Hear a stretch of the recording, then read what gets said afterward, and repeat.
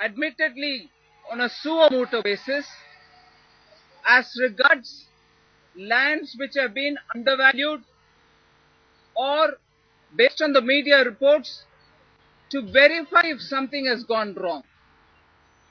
And later on we understand through media revelations that also to check up in the affair of Mr. Vadra and DLF if something has gone wrong, which I suppose is the duty of any honest officer to do.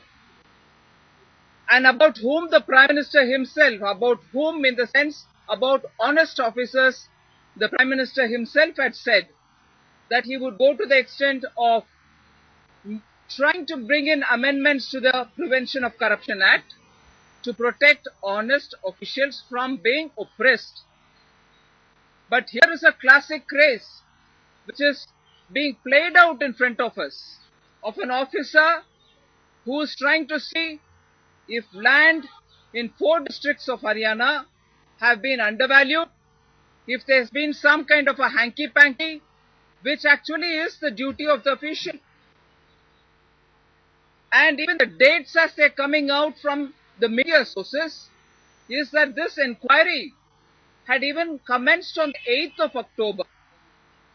And if indeed he had commenced this inquiry on the 8th of October, delivering a transfer order at midnight hours on the 11th just raises a lot of questions. Is this harassment or questioning of this officer essentially to make sure that uncomfortable officers are moved out? Or is there any routine procedure which is being adopted? The Haryana government has to explain, because till today, in the garb of being a private citizen, Mr. Robert Vadra has not uttered a word in his defense. We saw the over-enthusiastic Congress members and also members of the government coming the first day like a ton of bricks on all of us who questioned it. But today we find no one speaking for him, nor is the private citizen speaking for himself. Having called all of us the mango people, I think we'd be interested in knowing more. But on the contrary, what is happening is, notwithstanding what the Prime Minister has said, here is an official who initiated some kind of questioning. He is being told, he is being debriefed, and probably now the worry that the BJP has is probably the Haryana government, who is not even explaining its position. More murkier the situation gets, we are worried about the evidential material which is going to be there, which might get mixed up, lost, or even probably completely removed. So we demand from the BJP that the entire documentary evidences be sealed in this matter, so that if and when necessary, they are available for any investigation in the future. We demand a free and a fair investigation into this entire episode of Ms. Vadra and DLF, and also the way in which an official started looking into it, where he's been now transferred and stopped from investigation. The committee is appointed there. We are not sure the Haryana government's own hand-picked officials are looking into it. What fair investigation will happen? And therefore, BJP demands a sealing of all the documentary evidences and also an immediate constitution of a free, fair, investigative process in this matter. Today you also know that the BJP has stayed away from the Joint Parliamentary Committee which is looking into the 2G spectrum allocation. Let me remind you, but for the BJP fighting to get this JPC, we wouldn't have had this JPC constituted at all. We have been keen to get to knowing what policy formulations went wrong what checks and balances were removed, what kind of tweaking of policy had happened, and in what way the decision makers had kept this country away from the facts. Even today, as we are talking, there are more revelations coming out as a result of what has been heard in the JPC. The former cabinet secretary has very clearly said that the price in the place of 1,658 crores could have gone up to 35,000 crores. That itself could have brought the country a lot more revenue. So there are more and more complications which have to be looked into with great depth. And BJP's position, even then when we asked for the JPC, was to have the finance minister, the then finance minister, who happens to be the finance minister yet again now, and the prime minister be made a part of this JPC. Because everyone was telling us, oh, the criminality is being taken care of because the courts are looking into it. It's only the policy that may be wrong. And if in policy we are not allowed through a parliamentary mechanism to look into the details and bring in people who are absolutely, finally responsible for taking the decision, I think the JPC will achieve nothing much. And therefore BJP's demand from the beginning, it's not as if we have said that today, from the beginning has been that we want the finance minister to come in. And in fact, subsequently we also knew the prime minister himself volunteered saying, I'm willing to appear before any committee.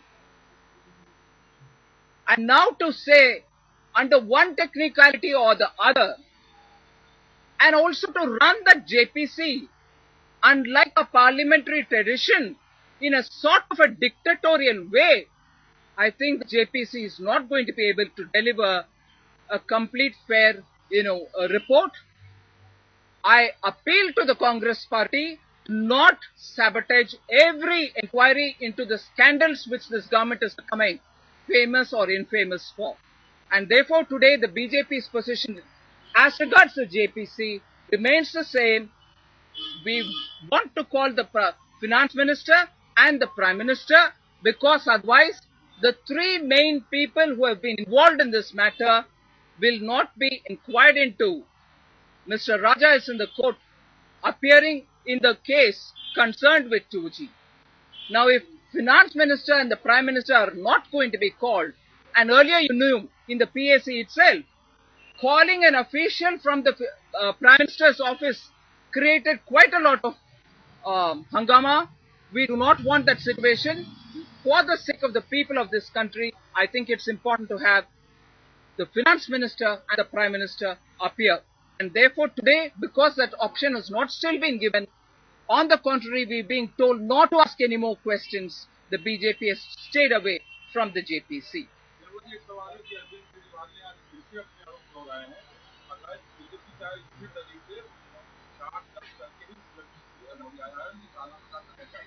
We have yesterday made our position very clear. Documents were shown and also very clearly explained the baselessness of what Arvind Kejriwal had come up with. We do not want to spend more time on this, because now I think it's very clear, for all the hype that was created, nothing eventually came out. And therefore, to spend time on it, they may do it as many number of times as they want, but we are very clear that in order to appear equidistant from BJP and from Congress, and to probably build on their credibility and to hog the limelight before launching the much hyped political party, a lot of things are being done. I don't think it's worth spending more time when the president of the party himself has come out and been accessible to the media to explain every bit. I will only take this opportunity to highlight how in none of the questions raised, the Congress has even answered. Given the fact that we've answered it, I don't think more time should be spent on it. Sorry?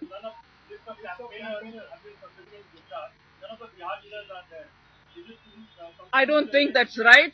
In fact, let me assure you that every leader from the BJP who would go over to campaign in Gujarat will certainly be going over. And in this context, let me assure you, the first invitation inviting openly everybody to come and help with Gujarat and campaign in Gujarat came from the Chief Minister himself during the Chief Minister's conclave, which was held here last month, and subsequently in Surajkund, where the Chief Minister of Gujarat himself had invited everybody to come over. So if there is any misgiving on it, you can please remove it. We are certainly having most leaders go from here. One person at a time. One person at a time, please. Ji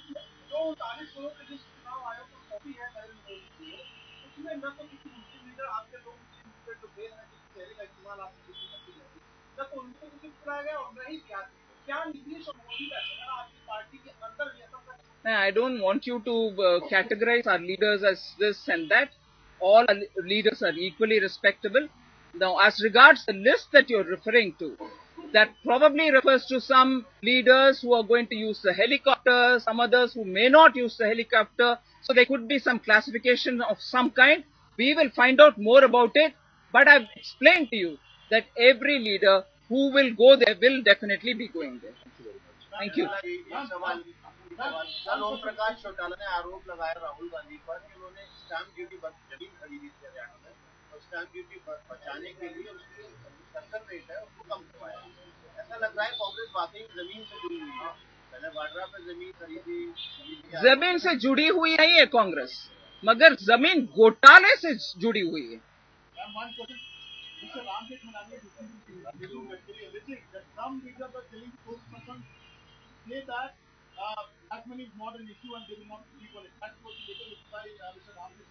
Have you seen the letter? Have you? And does it say that the president has instructed the spokesperson? Some leaders, right? Let's establish that, and then after that I'll comment on it.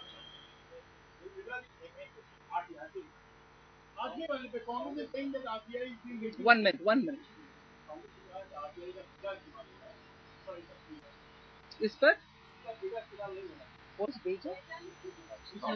हाँ sorry RTI कानून RTI के ऊपर ले आने के what do you call fame और जी the credit for bringing RTI as a legislation and giving the right to information, Congress is very enthusiastic to take it.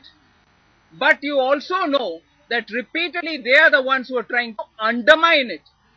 ऐसे बहाना देकर के आरटीआई जैसे कानून जिसके लिए वो बार बार शान लेने के लिए कोशिश कर रहे हैं, उसको कम करने के लिए, डाइल्यूट करने के लिए, पावरलेस करने के लिए बहुत कोशिश हो रही है कांग्रेस की तरफ से, क्योंकि जनता जब जानकारी मांग रही है, जानकारी ऐसे भी आ रही है जिससे और साबित हो रही है कि कांग्रेस ही करप्ट है।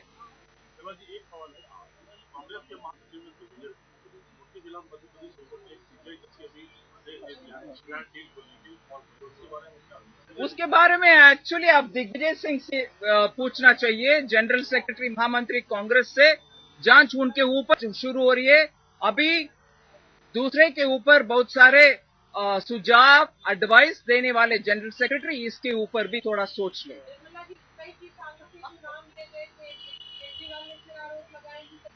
उसके लिए मैं जवाब दे दिया, मैं जवाब दे चुकी हूं उसके लिए। प्लीज वही जवाब है इसके भी सही। Thank you.